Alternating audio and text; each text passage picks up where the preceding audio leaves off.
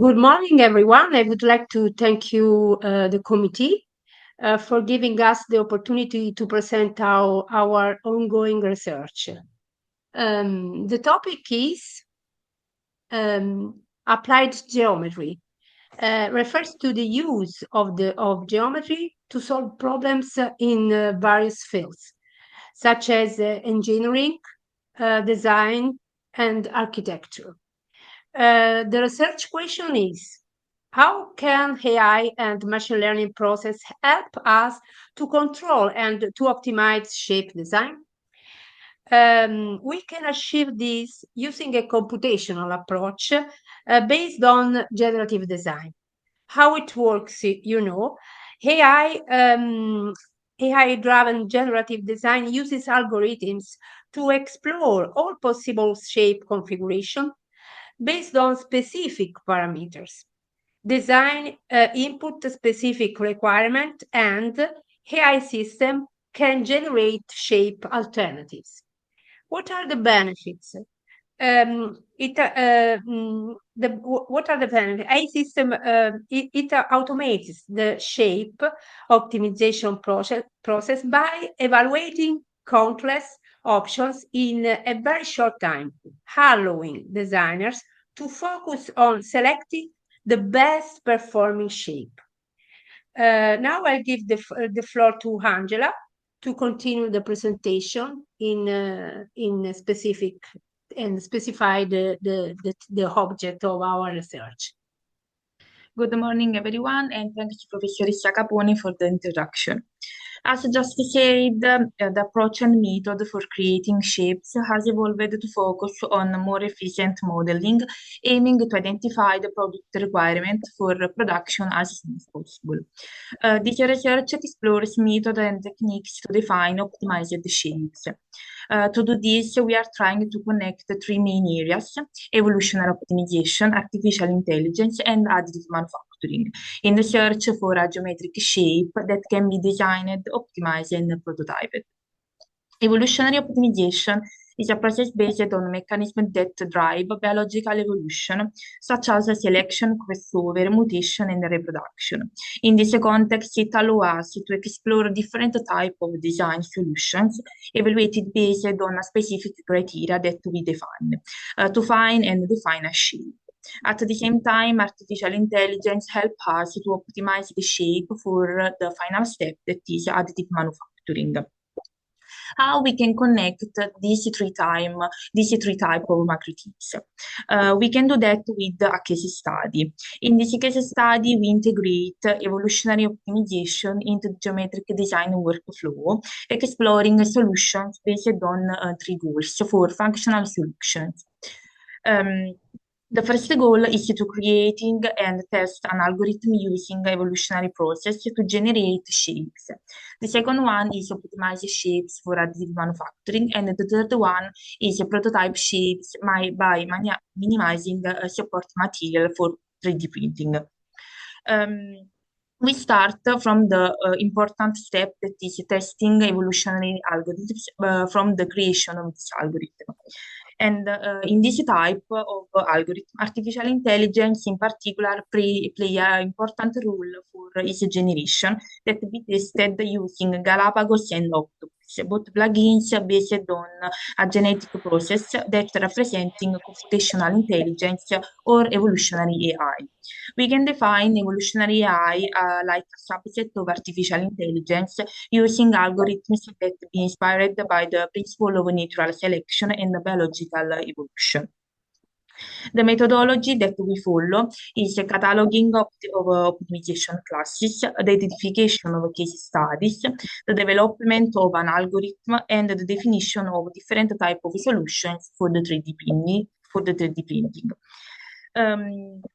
We begin with the cataloging of optimization classes. This refers to identifying and classifying the types of optimization that can be applied to the project, and also to the geometric shapes that we can creating through 3D printing.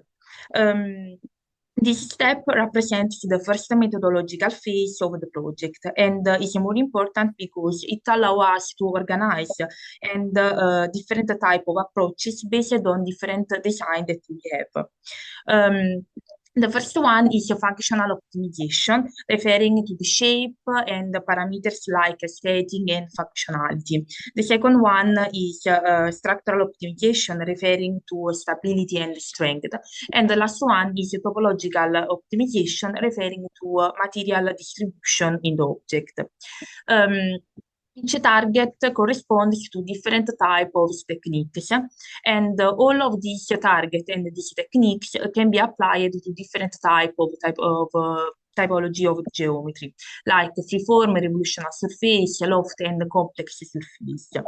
In our case, we focus on topological optimization, functional optimization, using mono and multi-objective with the aim of generative design and evolutionary optimization.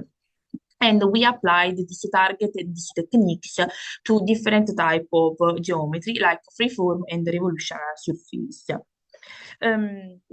At this point, we identifying different type of case study, a concrete example to demonstrate how optimization techniques and evolutionary algorithms work in practice, applying them to real or simulated project. Below, we see some example of functional, topological, and structural optimization, and showing how optimization helps in the production of ergonomic product, material savings, and even in the creation of artistic work or urban structure, like we see from this type of example.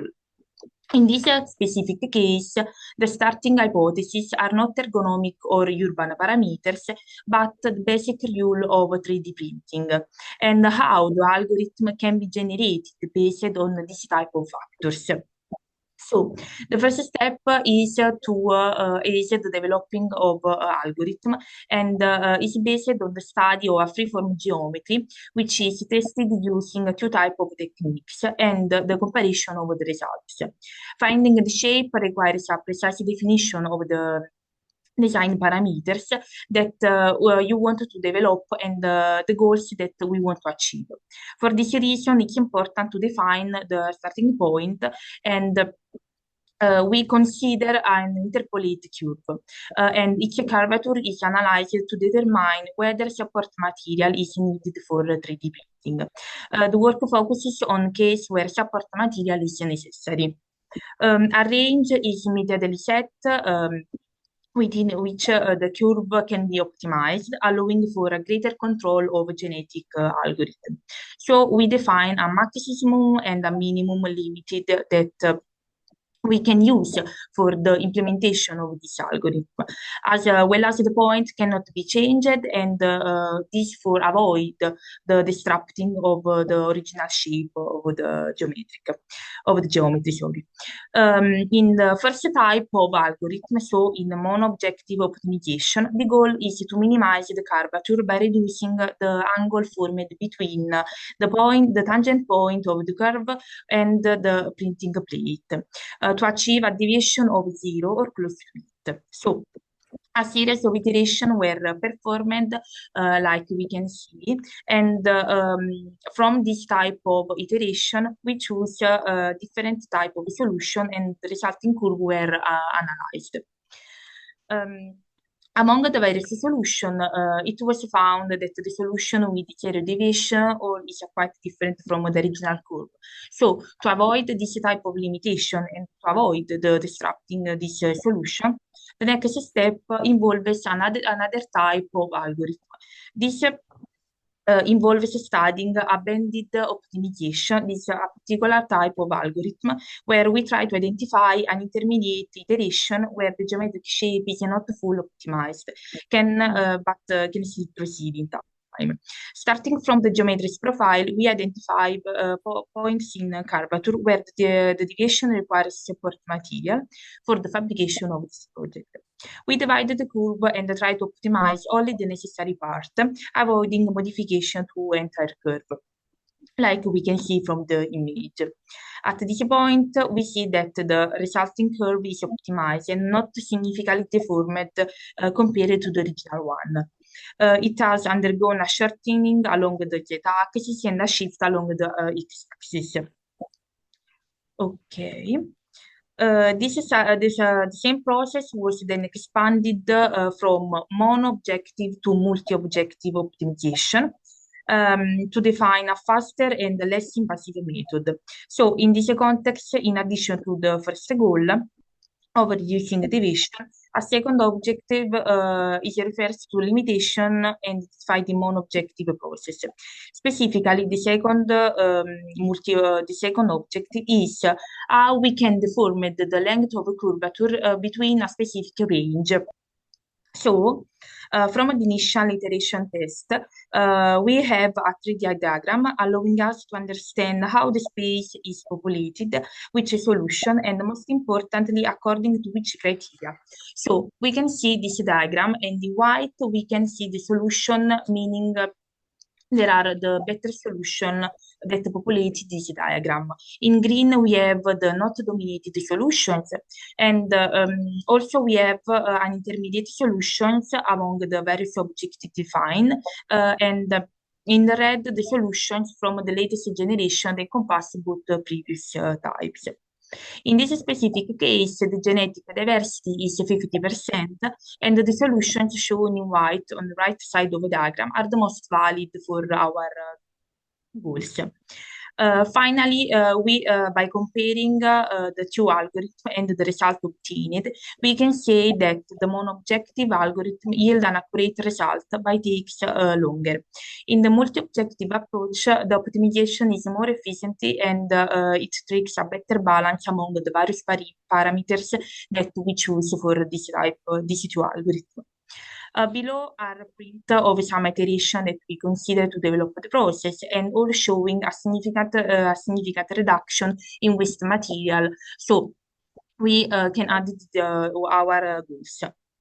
For the conclusion, the defined process has allowed the achievement of the desired result. The current focus is on developing an AI system to make a faster process that can evaluate which solution can be identified as useful for additive manufacturing and in particular to minimize the support material. In this way, we can have more waste material in the final output.